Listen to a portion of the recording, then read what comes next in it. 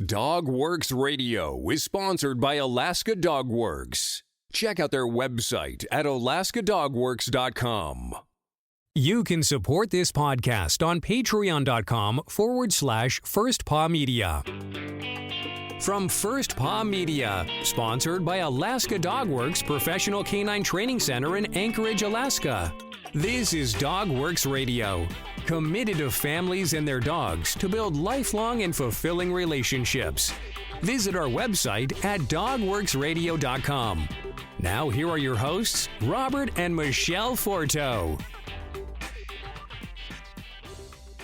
Hello and welcome everybody. This is Robert Forto and you're listening to DogWorks Radio here on KVRF 89.7 in the Mat-Su Valley. Radio Free Palmer.org is our live streaming site. You can hear all of our episodes over on radiofreepalmer.org, as well as on social media by searching DogWorks Radio. And today I have a fellow podcaster on the show. Her name is Phoebe Owens. She's calling in from Portland, Oregon, and we have an exciting adventure to talk about. Phoebe, welcome to the show. How are you? Thank you so much, Robert. I'm doing great. I'm really happy to be here. Well, thank you. You and I reached out on Twitter. Twitter is an amazing tool for us fellow podcasters. It seems like every day there's new shows that I find out there, and yours really caught my eye. It's a podcast that you host with your son, and it's called The Adventures of Powerdog in DogLand. So let's start off with that. Tell us a little bit about the hosts first, and then we'll talk about the show. Okay, sure. Well, I am a mom and librarian, as you said, in Portland, Oregon, and I co-host and co-write the show with my 7-year-old son, Hank, who basically believes that he was a dog in a former life. And after the stories kept flowing for a few years, we thought, who are we to tell him that he wasn't a dog in a former life? Let's turn this into something fun and positive and have a blast with it. So, when he just started spilling out these fantastical adventure tales of Powerdog and Powerdog's friends, we started taking notes, that we being Hank's father and myself. They turned into bedtime stories, and then eventually when we realized the stories had great messages, like, is someone really angry and mean, or are they hangry and need a snack and a nap? We decided, hey, that's going to make a great podcast, partially because we were also already fans of a lot of podcasts. And what about you? How did you get involved with podcasting? I know you said you're a librarian. That's an entirely different medium than the children's book sitting on the shelf. Well, you'd think it is an entirely different medium, but actually librarians love audio programming. We've known for decades that audio learning is a major part of speech development and literacy development for children and adults learning new languages. And actually, I write a regular column for School Library Journal about high-quality audio for children and families. And of course, nowadays, as you mentioned, there's podcasts everywhere, and especially during the COVID pandemic, they really kicked off in a big way, as well as audiobooks. They've been around for forever, but now they're really big, aren't they? Yes, absolutely. I think as a parent, I could speak to the fact that it was just wonderful to have a screen-free resource when the shutdown started.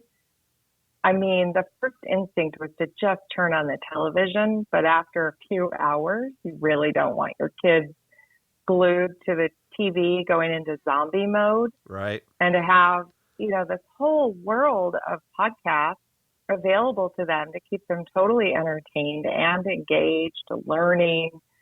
There was a really great series from a nonprofit we're affiliated with called Kids Listen that were members of the group were just posting activity podcasts twice a week through the pandemic. It was incredible. And do you find that kids as young as your son, Hank, can stay engaged with a podcast? I know, of course, they go crazy over iPads and, YouTube videos and that sort of stuff. But does a podcast really hold their attention like it should? Well, of course, it depends on the kid and the podcast, finding the right genre. You may not think like, oh, my kid's a nonfiction kid, but they might be really into science and engineering or biology, and you just don't realize it. Or like my kids, they're really into storytelling. I think you have to give podcasts a try and really switch it up, kind of like you might with audiobooks for yourself or podcasts for yourself.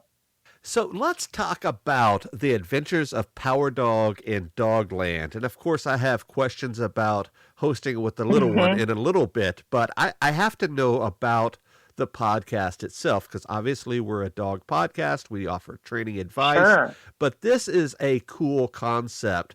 So tell us a little bit about it. I know it's a serial deal where you kind of do it in seasons, like a typical action story, if you will. But how's it broken down, and what are some of the seasons about?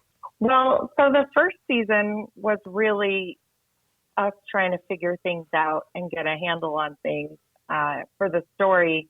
But ultimately, it was about these very capable dogs with a lot of different powers and abilities on a whole other world called DogLand, encountering a big disaster and a big scary enemy that turned out to be a very hungry creature from another place. And through teamwork and really observing what's going on around them, using some mindfulness techniques, they were able to use their ultimate powers of observation and connection to learn more about this strange, bizarre creature from another place and basically forge friendships and learn new things. It was really funny. We started out just wanting to tell big, loud, crazy action adventure stories, but our conversations as parent and child kept seeping into the story, and we kept looking for the lessons in the story. I think that's such a natural thing to do. So by the time we launched season 2, we were talking to each other, and my son would say, we should talk about this trauma idea in the show. And the trauma idea, funny enough, was actually about how my brother's dog handled being bitten randomly at a dog park, and us explaining to our kids, like, hey, we don't know what happened in that other dog's life, but now that Goldie has been bitten at the dog park, Goldie is experiencing trauma. And now Goldie wants to bark and bite anytime she's around another dog. And here's how we can help this dog discharge trauma from her own body after having trauma discharged into her from another dog. It's just been a really fascinating experience to do all of this. And ultimately, it's been really grounding to constantly ask ourselves, how would dogs handle this? Which has been such a neat way to also look at our world and all the current events and just kind of all the stress and craziness going on. I can imagine that it is just full of metaphor and allegory and the whole 9 yards there. Phoebe, you are sort of a keeper of stories yourself in your career as a librarian. That's what you do. I'm curious, how do you make sure that the story resonates? And I ask this because often when people watch movies in particular, there's always some type of story there that is different than what you're seeing on screen, whether it be that hero's journey or something is sort of working out behind the scenes, if you know what I mean. How do you do that in your podcast to be able to resonate to young audiences? Because often people just watch movies just because they like action movies or, drama movies or whatever. How do you tell those stories that resonate to the little guys? Well, luckily I have the best audience in my co-writer. Right. In that I generally, if he really wants to tell the story badly, I know that we might have something good. And then I go work on the story and then I read it to him. And our process basically looks like I read it to him. And if he says, oh yeah, that's how I remember it, that's what we dogs did, then I know we're on to something good. And then I kind of measure it against some basic tenets of storycraft. I use Dan Harmon's story circle or story embryo method to make sure that there's balance and structure in our story. We outline not only the entire season, but each episode and then each kind of side quest story, if you will. And we just really make it a constant learning experience, constant opportunity for learning, and make sure that we're really following kind of some basic story truth, you know? Right. Does that make sense? It makes perfect sense. And for folks that are akin to this, they know exactly what you're talking about. But if you're not, make sure you take a listen to the episode, and we're going to pass out links and things before we go. So I guess I should have asked this question at the very top. Phoebe, you had mentioned that Hank is reincarnated from a dog, as you said. So I guess my question is, do you guys have a dog in the house? What type of dog is it? What is your experience with dogs overall, since obviously you're making a dog-centric podcast? So this is the big controversy and the like almost embarrassment is that we currently do not have a dog. Okay. We have a best friend who is, because this is Portland, Oregon, we love to call her a dog doula. But she's actually a dog foster mom who is very good at whelping. And she brings a lot of dogs into our lives. And luckily, there are also a lot of dogs who need a lot of extra love. They tend to be dogs that have an injury.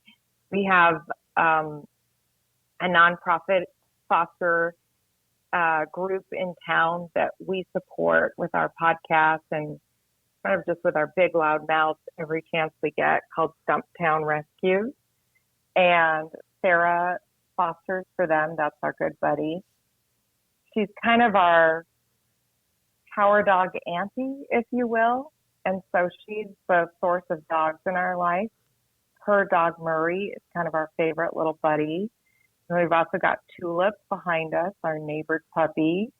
We basically have a lot of dogs we have relationships with and friendships with in our immediate neighborhood and friend circle. And then I'm not sure how controversial this will be, but the pet that we ended up adopting almost unexpectedly in the pandemic was a kind of derpy old senior orange cat instead of a dog. Hey, that's okay. That's all right.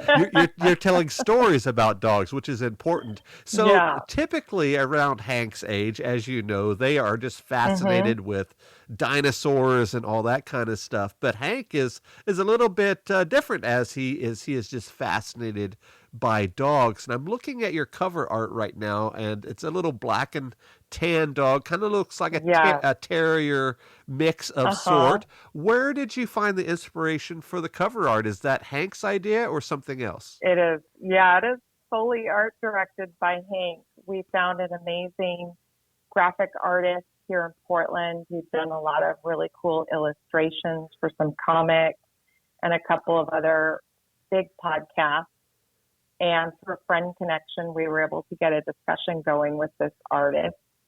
And basically, Hank held up his little stuffy that he feels looks the most like Powerdog and gave art direction to this artist until they landed on something they both love. We have another incarnation by fellow podcaster Jim Chess, who does a wonderful kids podcast called The Radio Adventures of Mary Farfisa. And that illustration also, maybe I should have sent that to you, but it's basically riffing off of a combination of Hank's imagination and this little stuffy that he has.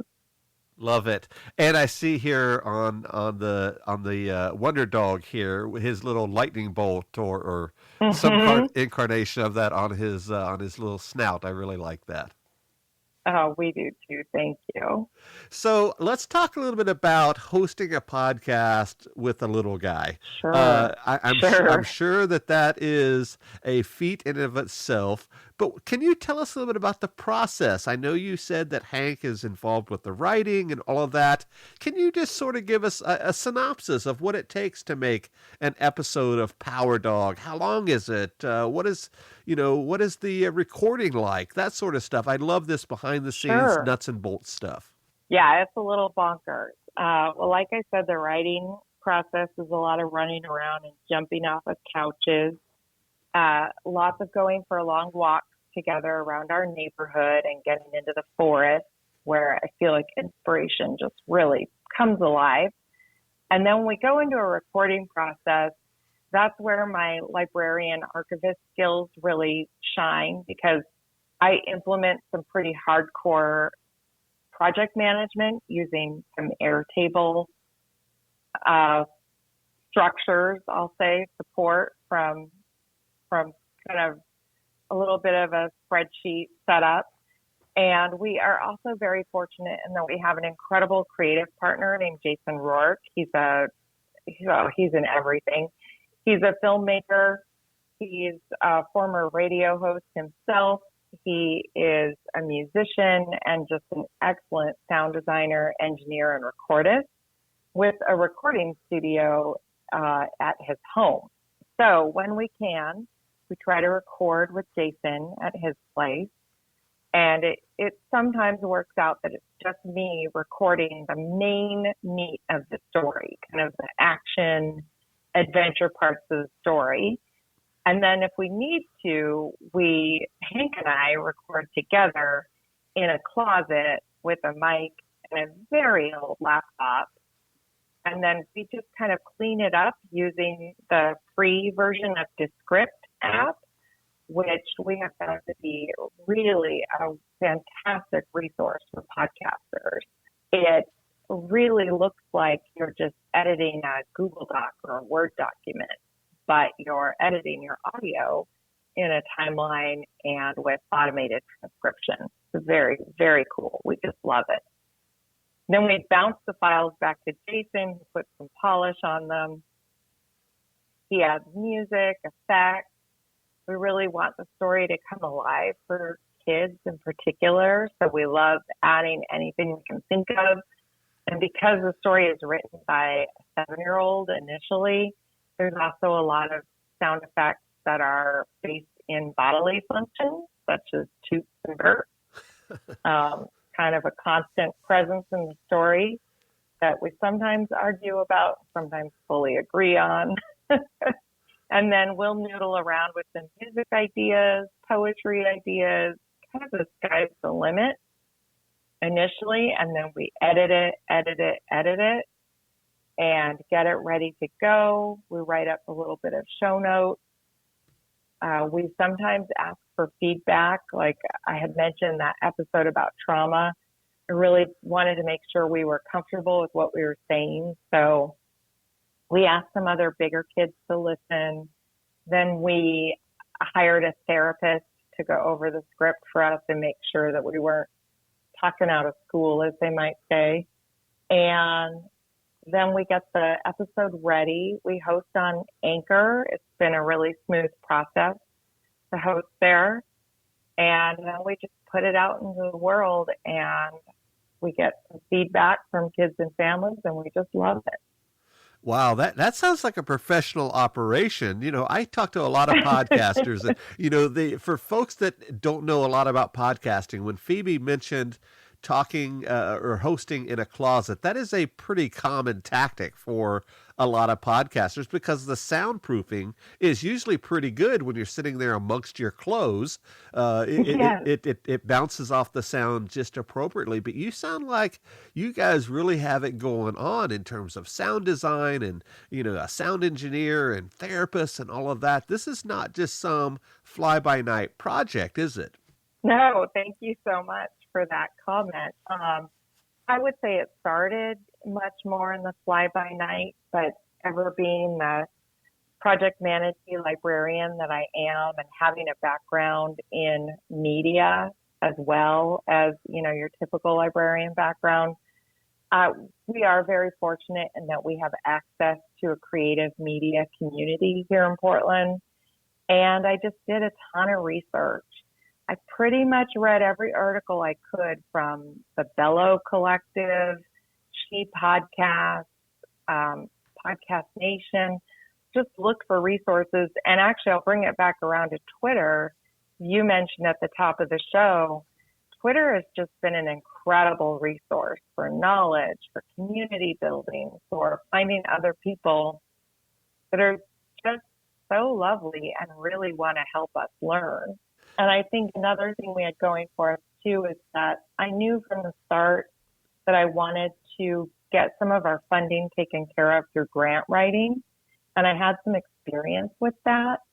So we were able to become grant funded before we launched our first episode. And that made a really big difference for us. Wow, that is awesome. And going back to other podcasters, most of them will never see a penny. They do it for the love of podcasting or for as a hobby or whatever. And when you say that you're able to get it funded, that is a huge deal in the podcast industry to be able to get that or sponsors or whatever. So one more question in regard to how you produce your show. You had mentioned that you do it in seasons. Do you sit down and do the entire season in just a couple of weeks, or is this something you do every week on Fridays? You go to the studio to record. What's the process in that regard? Oh, that's a great question. I think the fantasy was that I could just write 90,000 words or whatever and just record it all and work on it, work on the edit process throughout the season, but it's worked much more in batches. And there's definitely, we've been funded, but we're not profitable. So it has to take a back seat to paying work for both of the adults involved in the production. Of course. And so what's kind of worked out organically has been to make sure we've got a script lock on about 4 episodes at a time. And if I'm feeling up to it, I go read 4 episodes either in the closet or with Jason. Then I find the appropriate bribe for my co-host, which is usually a toy or, some treat of some kind, and record the bits that Hank and I do together. And we start putting it together and going back and forth. But we usually do all the recording kind of in chunks, and then we work out the editing week by week. And the one great thing about that is with writing fiction, it is kind of nice to be able to change the story a little bit as we go.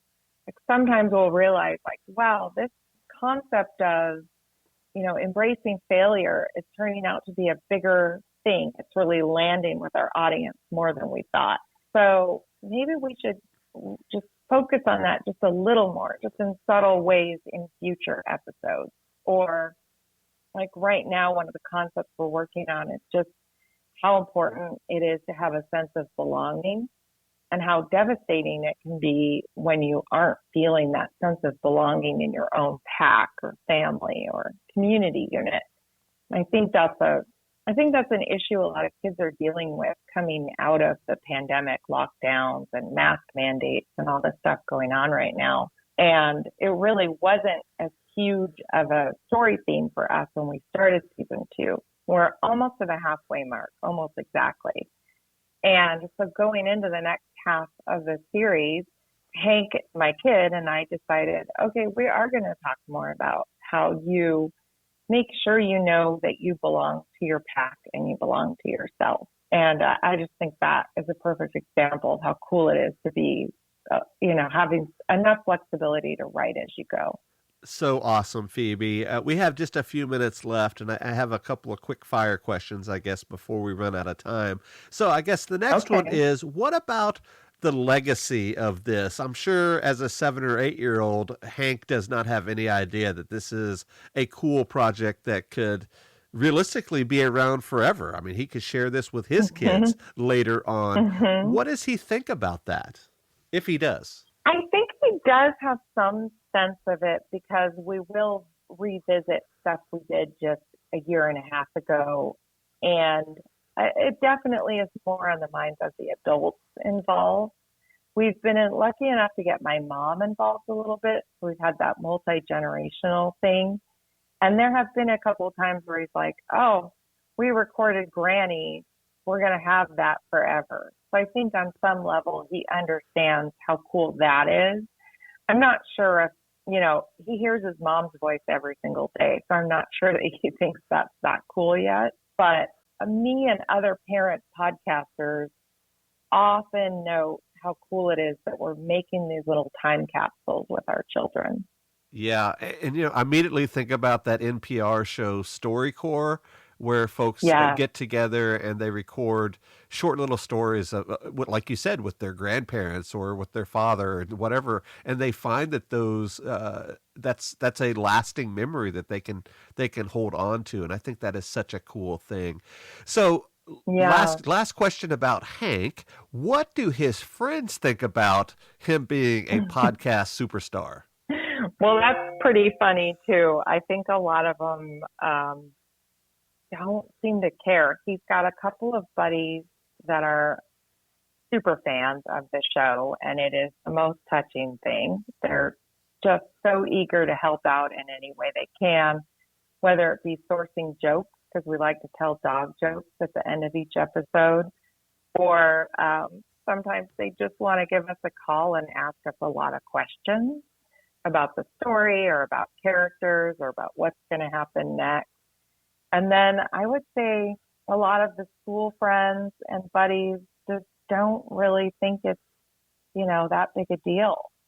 My hope is that the kids around us and the kids that do listen to the show see us as an example of sending the message like, hey, your story matters. Everybody's story matters. And we want to hear your story too.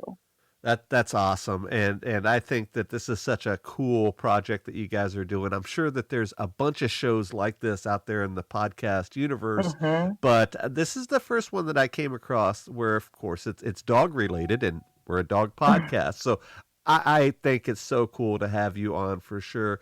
Phoebe, did we miss anything you want to bring up, you want to share before we go?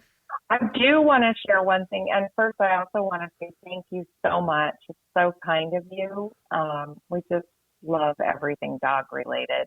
Well, thank you. And love thinking in the dog frame, dogiverse, dogmo. Right. But I do want to share that there is actually this nonprofit I alluded to earlier. It's dedicated to high quality audio for children. It's called Kids Listen. We are members, and we have found so many great independent kids podcasts through this network, and just have been amazed by how high quality and dedicated these shows are. Cannot recommend it enough. It's just wonderful. And we are going to share that link on your show notes for sure. And that brings up the last thing. Where can folks find out more about you and your podcast? Thank you so much. You can find out more about us at Powerdog Adventures, all one word, .com. Excellent. Phoebe Owens is our guest today here on DogWorks Radio. We will talk to you guys next time. Goodbye. Thank you. From First Paw Media, this is DogWorks Radio. We hope you enjoyed this podcast, and we invite you to subscribe in Apple Podcasts, Spotify, Stitcher, or wherever you get your podcasts. You'll find a link on the episode notes. You can tap or swipe on the episode cover art, and you'll see some offers from our sponsors. You can support our show by supporting them. If you like what you have heard, we would love it if you could give us a 5-star rating and tell your friends how to subscribe too. Your hosts are Robert and Michelle Forto. Our producer is Robert Forto and created for First Paw Media. Did you know that Alaska Dog Works trains service dogs for those in need throughout North America? Each and every service dog that is trained through the Lead Dog Service Dog Program and Michelle Forto and her team has an individual training plan. We train for autistic, mobility, psychiatric, and PTSD for our soldiers for service work. If you know of someone that may need a service dog, please take a moment and check out Alaska Dog Works on social media and at alaskadogworks.com.